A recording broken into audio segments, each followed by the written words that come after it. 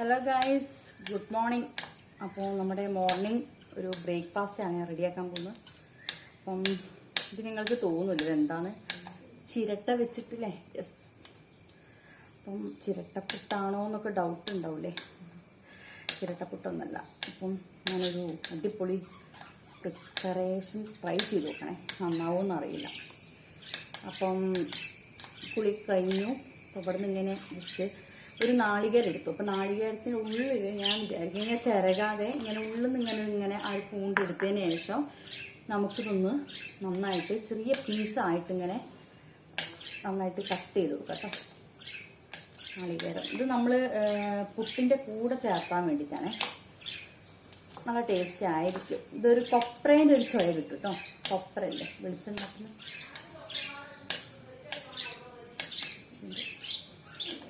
അതിനൊക്കെ ടേസ്റ്റ് കിട്ടും കേട്ടോ ഗൈസ്.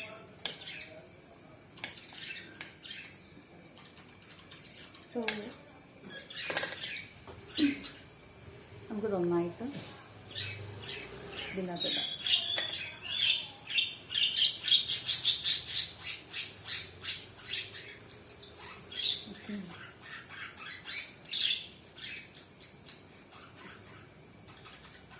ഇത് നമുക്ക് നേരെ അടുക്കളയിലേക്ക് പോകാം. ഇത് ഏകദേശം ആയിട്ടുണ്ട്.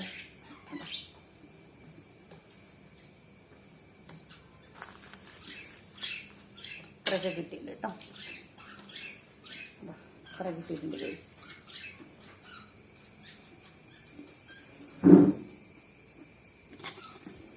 അപ്പം ഞാൻ നേരെ അടുക്കളയിലേക്ക് പോട്ടി. സോ ഗൈസ്, അങ്ങനെ അടുക്കളയിലേക്ക് പോവുകയാണ്.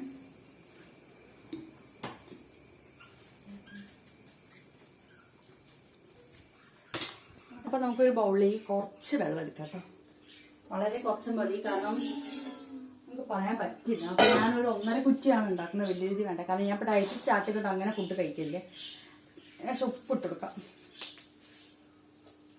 എനിക്ക് ഉപ്പ് അത്യാവശ്യം നിൽക്കുന്ന ഇഷ്ടമാണ്.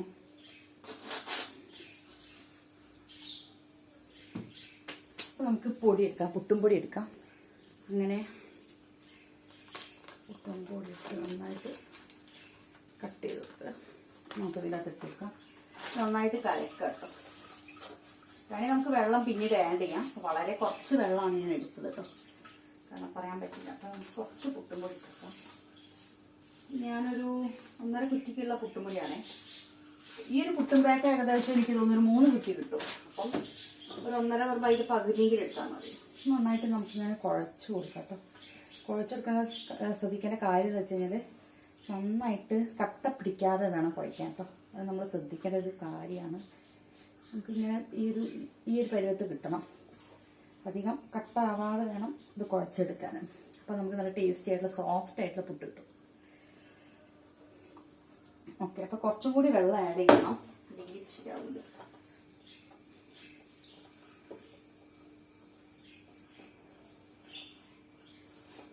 നമുക്ക് ഈ ഒരു പരുവത്തിൽ ഏകദേശം നോക്കാം.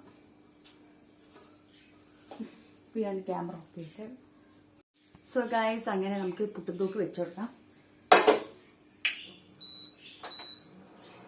അത് കഴിഞ്ഞിട്ട് നമുക്ക് നന്നായിട്ട് തിളച്ച് വരുമ്പോഴത്തേക്ക് കുറച്ച് ഞാൻ ഓൾറെഡി ഇങ്ങനെ പീസാക്കി വെച്ചിട്ടുള്ള ഈ ഒരു നാളികേരത്തിലെ കഷ്ണം ഇതിലേക്ക് ഇട്ട് കൊടുക്കാം കേട്ടോ.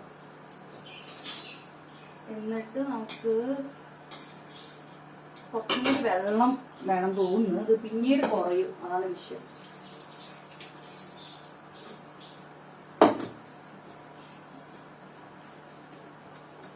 അപ്പൊ അത് കുറുകി വരുമ്പോഴത്തേക്ക് നമുക്ക് ഇതിൻ്റെ അകത്തേക്ക് കുറച്ച് പുട്ടും പൊടി ഇട്ട് കൊടുക്കാം.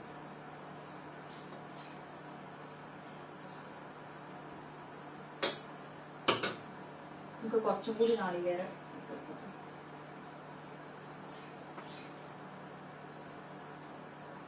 വളരെ കുറച്ച് മതി. സോ ഗായ്സ്, അങ്ങനെ നമ്മുടെ 2ാമത്തെ കുറ്റി അവിടെ റെഡി ആയിട്ടുണ്ട്. റെഡി ആയിട്ടുള്ള നല്ല രീതിയിൽ ആവി പോകുന്നുണ്ട്. അപ്പോൾ 1ാമത്തെ കുറ്റി നല്ല രീതിയിൽ സൂപ്പറായിട്ട് കിട്ടിയിട്ടുണ്ട് കേട്ടോ. നല്ല ടേസ്റ്റി ആയിട്ട് കിട്ടിയിട്ടുണ്ട്. ഇനി നമുക്കിത് നന്നായിട്ട് പഴവും കൂട്ടിയാണ്ട് കുഴച്ച് ചൂട് ചായൻ്റെ കൂടെ, കട്ടൻ ചായൻ്റെ കൂടെ കൊണ്ട് കുടിക്കുക കേട്ടോ. ആ ടേസ്റ്റ് ആയിരിക്കും. അപ്പം അത് കാണാം ബാക്കി. അപ്പം നമ്മൾ ഇതും കൂടി കാണിക്കുന്നില്ല. സോ ഗൈസ്, അങ്ങനെ ഞാൻ നേന്ത്രക്കായും കൂട്ടിയിട്ട് നമ്മുടെ പുട്ടും ചൂട് ചായയും കഴിക്കാൻ പോവാണ്. സോഫ്റ്റ് പുട്ടാട്ടോ, പറയാതിരിക്കാൻ പറ്റില്ല. സോഫ്റ്റ് പുട്ട്. ഞാൻ ആദ്യമായിട്ടാണ് ഈ ചിരട്ടേനകത്ത് ഇങ്ങനെ ചെറിയ നാളികേരം ഇങ്ങനെ കുത്തി നുറുക്കിയിട്ടുള്ള പുട്ട് തയ്യാറാക്കുന്നത്. സോ നമുക്ക് കഴിച്ചോക്കാം ഏതാണ് കൂടുതൽ ടേസ്റ്റ് എന്ന്. നാളികേരം ചിരകിയതാണോ ഇതാണോ നോക്കാം. നന്നായിട്ട് ഇങ്ങനെ കുഴച്ചെടുക്കാം.